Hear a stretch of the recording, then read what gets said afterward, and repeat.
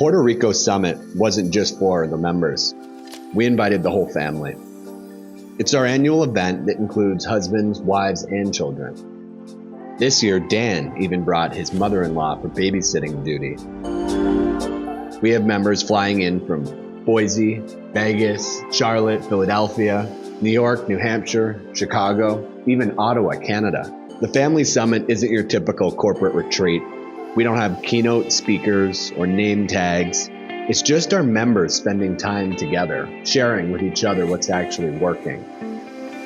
Their kids are jumping in the pool, spouses making real friendships. The best part is when we look around the table and realize these aren't colleagues, they're family.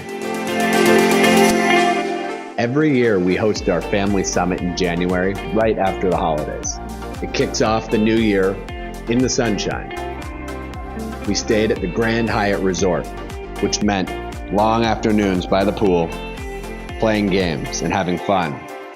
One night, we had a hibachi night and celebrated 3 different birthdays for Brendan, Brookley, and Emerson. The next morning, we were out on the catamaran while a snowstorm buried Philadelphia. And so the phones were ringing off the hook back home with new jobs. It was a good lesson that sometimes the best thing we can do is step away from our business. Safe to say there was plenty of work to do when we got back. We did find 3 hours Saturday morning to duck away from the families. The team threw on their hockey jerseys, and we presented our 2026 business plans. We were challenging each other to be the best version of ourselves. We concluded the weekend with a sunset family photo shoot, all dressed in beachy whites.